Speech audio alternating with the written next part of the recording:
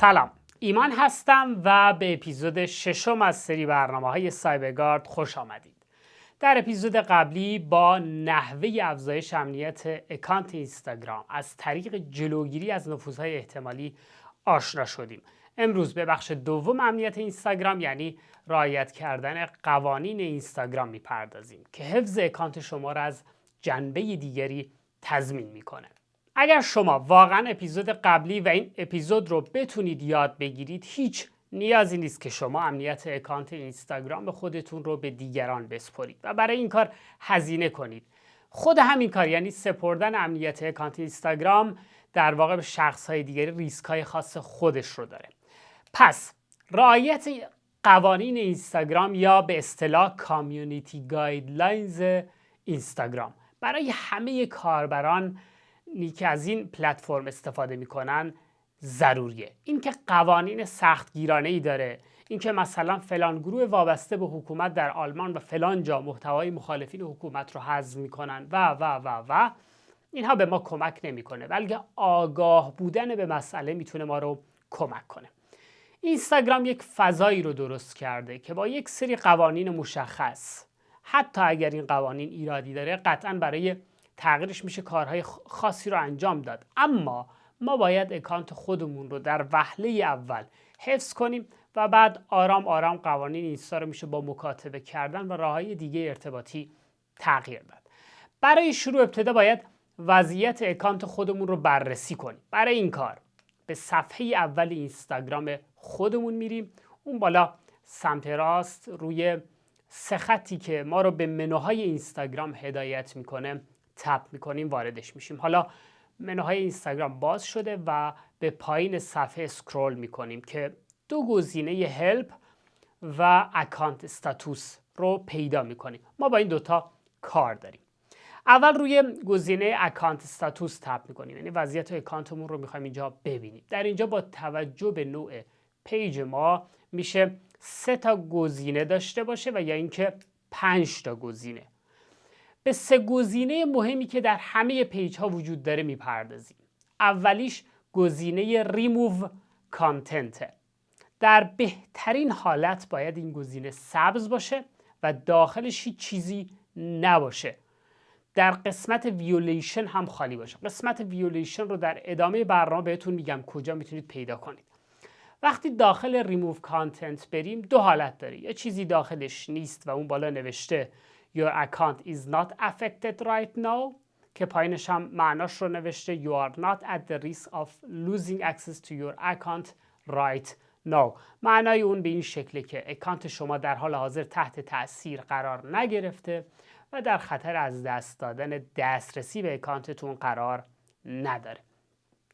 اما حالت دوم اینه که این گزینه سبز نباشه و داخلش محتوایی که حذف شدن باشه.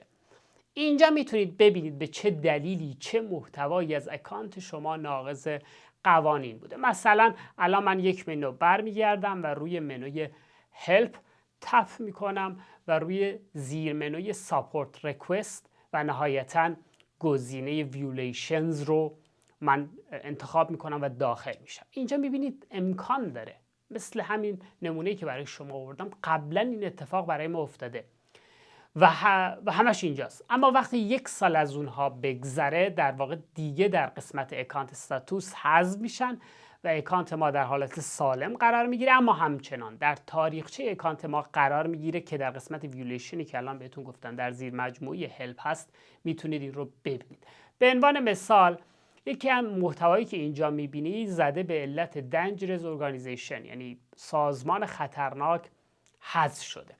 این اکانت در واقع این محتوا پستی بود که لوگوی سپاه پاسداران توش بود و اون رو به عنوان سازمان خطرناک شناسایی کرده و حذف کرد. البته اون پایین بعد از این که اگر محتوایی از ما حذف میشه و ما فکر میکنیم که قوانین اینستاگرام هم رعایت کردیم، اون پایین همون جایی که زده سی کامیونیتی گایدلاینز، اونجا یه گزینه اپیل هست، میتونیم روی اون بزنیم و اعتراض کنیم.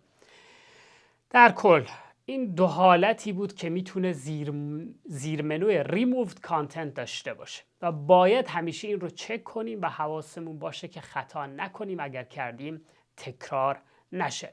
حالا یک منو به قبل برمیگردیم، گزینه Content in Lower Feed رو میخوایم بررسی کنیم. این منو هم در واقع یک سری دیگر از قوانین اینستاگرام رو پوشش میده که اجازه میده پست همچنان در پیج ما بمونه اما دیگه تو اکسپلورر نره، به تعداد کمتری از فالوورهای ما اون محتوا نشون داده بشه.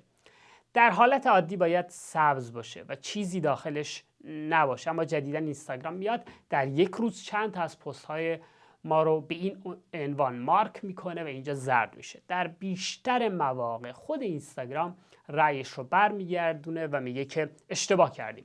در بعضی مواقع نیازه وقتی ما اگر محتوایی رو تو این منو دیدیم با زدن روش و داخل شدن اون پایین گزینه اپیلز رو بزنیم و دقیقا همون جایی که الان نوشته سی کامیونیتی گایدلاینز، ما الان محتوایی رو نداریم که نقض قوانین کرده باشه، در نتیجه این گزینه اپیلز رو نمیتونم بهتون نشون بدم. دقیقا همون جایی که زده سی کامیونیتی گایدلاینز به جای این کلمه نوشته اپیلز. خب اگر اینجا رو نگاه کنید، اینستاگرام گفته این پست به خاطر نفرت پراکنی در واقع به قسمت خیلی کمتری از مخاطبین نشون داده میشه، اما وقتی داخلش میشیم چون که اعتراض کردیم و مورد بازبینی قرار گرفته، اون بالا نوشته ما دوباره این محتوا رو بازبینی کردیم و دیگه لاور این فید نیست، یعنی دیگه به همه مخاطبین نشون داده میشه. دقیقاً اون پایین باز هم میگم وقتی اگر نیازی به اعتراض باشه به جای سی کامیونیتی گایدلاینز گزینه اپیلز هست به معنای اعتراض و شما میتونید از این گزینه استفاده کنید و به اون اعتراض کنید. پس اگر این منوی Content Lower in Feed زرد رنگ بود اتفاق خاصی نیفتاده، فقط باید چک کنیم و پیگیر باشیم و اعتراض کنیم. البته باید ببینید واقعا این رأی درسته یا غلط. اگر محتوایی که قانون اینستا را نقض کرده و اینطور شده، بهتره به جای اینکه اعتراض کنیم سعی کنیم با قوانین آشنا بشیم. اما منوی سومی که باید بررسی کنیم Features you can't use.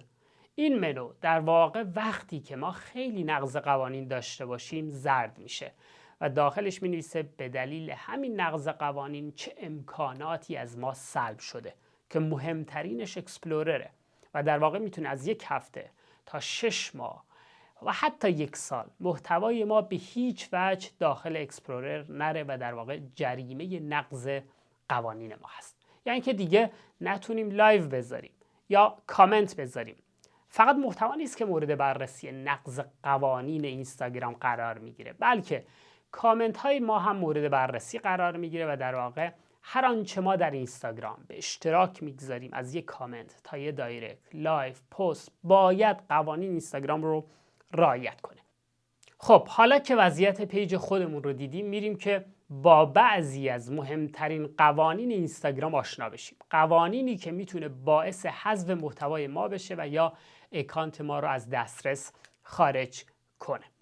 اولیش زیر مجموعه قوانینی است که در قسمت هلپ اینستاگرام و کامیونیتی گایدلاینزش به این شکل تعریف شده: تروری، سازمان‌های خطرناک، گروه‌های نفرت پراکنی، سرویس‌های جنسی، اشتراک گذاری محتوایی که خشونت رو تشویق میکنه و در واقع اشتراک گذاری محتوایی که خشونت رو تشویق میکنه یا به صورت تهدیدآمیز علیه اشخاص یا گروه ها باشه ممنوعه. یعنی اینکه اگر محتوای خشنی وجود داشت، اول باید دید آیا میشه منتشرش کرد در شرایط خاص. مثلا آیا خشونتی که نیروهای حاکم علیه مردم کردن رو میشه منتشر کرد؟ جوابش اینه که بله، این رو میشه منتشر کرد، اما در همون ابتدای ویدیو در کپشن ویدیو این اخطار رو به مخاطب خودتون بدید که شامل محتوایی که میتونه آزاردهنده باشه. در قدم بعد باید اگر خونی بود اون رو بلور کرد. اگر الفاظ رکیکی استفاده شده اون رو با صدای بیپ یا قطعش کنیم و یا اینکه اون صدا رو کلا قطع کنیم و از بازانتشار این الفاظ رکیک جلوگیری کنیم. پس محتوای خشونت آمیز اگر به شکل خبری باشه میشه پخش کرد به شرطی که تمام مواردی که گفتم رعایت بشه. در غیر این صورت امکان اینکه محتوای شما حذف بشه و اکانت شما در خطر حذف قرار بگیره هست. به هیچ شکلی هیچ گروه قومی یا زبانی یا یک ملت، یک عقیده مذهبی نباید مورد نفرت پراکنی قرار بگیره. مرز نفرت پراکنی و نقد بسیار نازکه. نقد کردن ادیان مختلف، اسلام، مسیحیت و دیگر ادیان هیچ مشکلی نداره، به شرط اینکه نفرت پراکنی نباشه و بر اساس فکت صحبت بشه. اینکه مثلا فلان ملت بهتر است فلان ملت، این میتونه نفرت پراکنی تلقی بشه.